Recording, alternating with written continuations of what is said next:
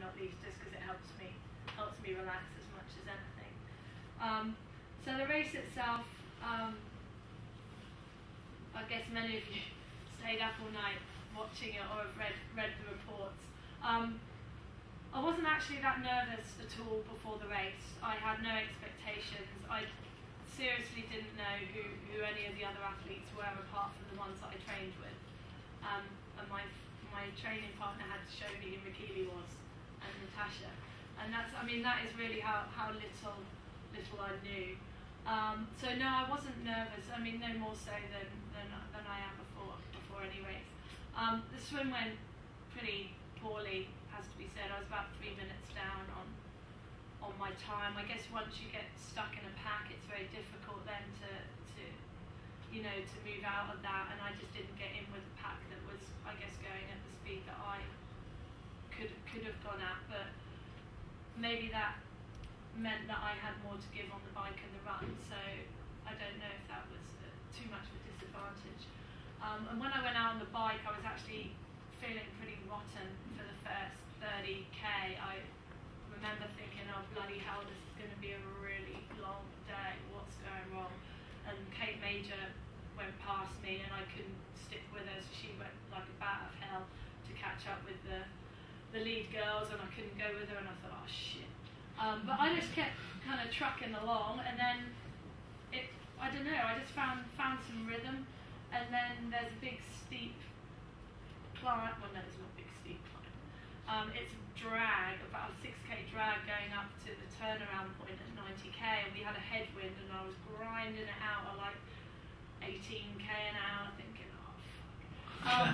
But I was actually going a lot faster than relative to the other girls, because I made a lot of ground on there. I mean, I love climbing. I love pushing a big gear, so it suited me to have the headwind, and I think I made up a lot of ground there. And then at the turnaround point, I saw just how close the girls were, and I don't want to say that they were in a pack. They weren't riding in a pack drafting, but they were in a group. So I knew that once I'd caught them, I'd have to make the decision about whether to stick with them, whether to go past them. And when I caught them, I just found that I had more to give, and I didn't feel as comfortable at their pace. So I went round them, and then caught Leander and Dee Dee that were in the lead. And from then on, I guess I was in the front. It's a hell of a lot easier when you're in the front. Except I was really, like I said in the speech, really conscious because the motorbike was on me all the time, and I didn't have this fancy aero helmet. I was all sweaty from and I got the salt slick on my outfit from the sea, and Macca looks a whole lot more pro than I did. And I still got my dodgy 2-year-old shoes and the pedals that broke the day before the race.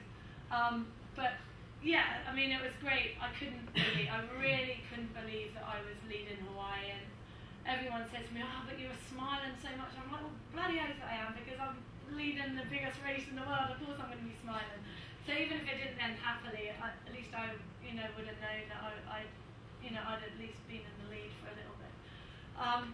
So once I got on the run, you never know how you're going to feel, even in an Olympic distance, when you set out on the run. And I've had times where I just haven't had my run legs, but luckily, I did have, and I did feel very comfortable for the majority of the marathon. I had little niggles, here and there, but you run them off, and I never really felt in pain during the race. I do think of my granddad a lot while I'm running. He's 101, and that really, I think, keeps me going. And I tend to count. I'm just like 1, 2, 3, 4, 5, and I get up to any number, and then I just start again. And before I know it, a K's gone. I don't know why I do that, but I just find it passes the time. Yeah, and so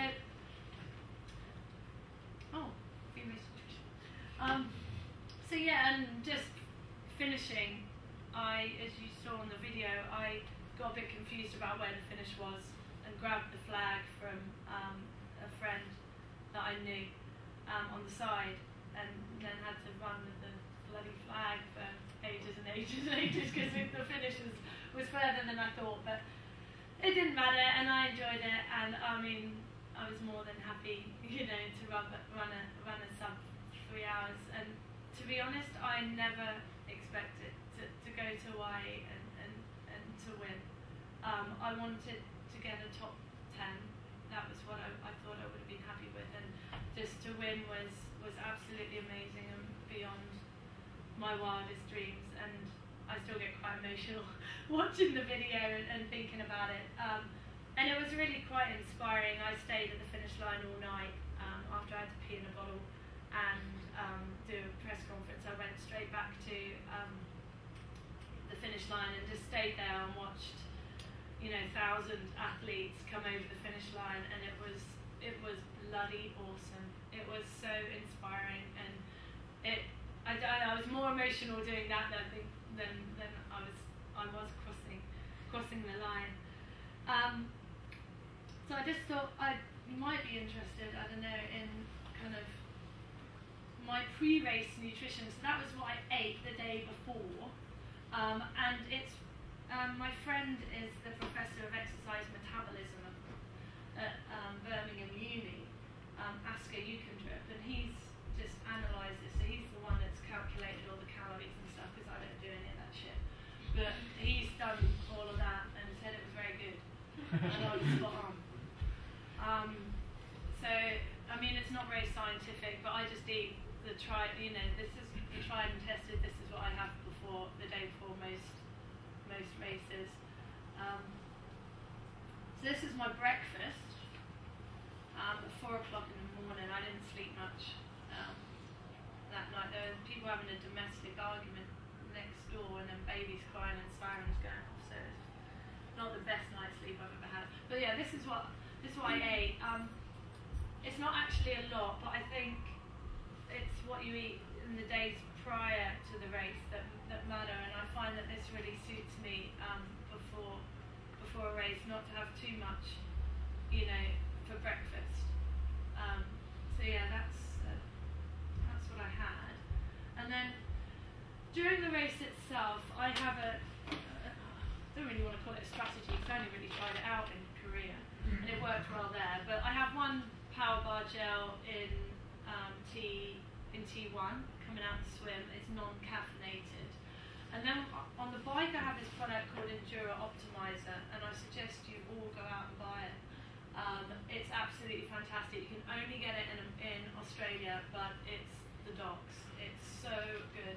I mean, it's just like a complete meal in that. So I've got 2,000 calories in 2 water bottles, and that's how I get all my nutrition on the bike.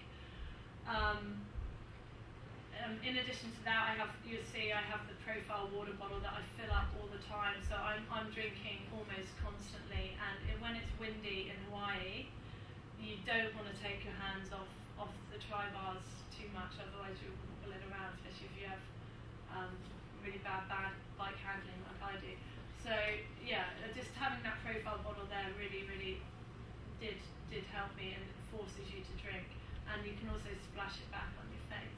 But yeah, so the majority of my calories on the bike comes from Enduro Optimizer, and I have 2 gels as well, one non-caffeinated and then one caffeinated, about 30k from the end, and then one caffeinated in as I'm leaving T2, and then basically 6 gels on the run, one every 25 minutes. They're all caffeinated, and I take them, pretty religiously. And then at the end, I take them just before the transition, and then have water in transition just to wash it down. So I don't carry them on a fuel belt. I just stuff them in my pockets. And then towards the end, I was having sips of cola, to get that extra energy that was only in the last few aid stations. So again, Asker was pretty chuffed with my whole eating thing, and said that it was pretty good.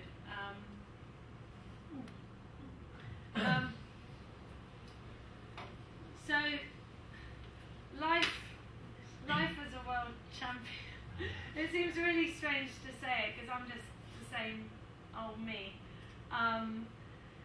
It's been incredibly busy, but really, really, really enjoyable. It's great to put the UK on, you know, in the spotlight with regards to triathlon and really get it firmly on the map. I've had the opportunity to meet some fantastic people, including James Cracknell, which is very pleasing to the eye. Obviously, sponsors are a lot more interested in me now than they were before. Makes the bank manager a bit happier. I haven't been in a rush to sign any deals with anyone. I'm sticking with Cervelo and I'm signing with Oakley because they give me great swag. But you know, I'm taking it slowly and trying to pick companies that whose ethos kind of matches my own. I mean, it's not all going to be governed by how many dollars they can put in my pocket. But yeah, I have to be, I think now, a lot more disciplined. I mean, before I could just train anonymously, easy for me to say, without, nobody knew who I was. There were no expectations on me. Now I have to be a lot more disciplined. I have to fit my training in, but I also have other obligations. So it's being a world champion. It's got its own challenges, but I think that's what being a true pro is all about. It's about how I can deal with those challenges successfully, because it's not all about, as I said before, it's not all about the physical and being the best, and I need to show that I can cope emotionally and mentally with the added pressure that does come with it. I've got to try not to do too much, try not to please everyone all of the time, and continue to focus on what's important, and what's important to me is A, being the best athlete that I can be, and B, giving something back to the sport that in this short space of time has given so much to me. In terms of my plans and my goals for 2008, I'm currently training here and I'm really happy actually to be doing so. It was hard to be here initially, but I'm kind of settling into a routine. And it's actually been fine, and it's been good to see my friends and my family again. I'm going to head out to Australia at the end of this month, racing Ironman Australia on the 6th of April. That's my first big race. The next race is going to be Ironman Frankfurt, which is on the 6th of July, and then it's all systems go for Kona in October. And I'll do some 70.3s and some shorter races in between, as training, mostly as training races.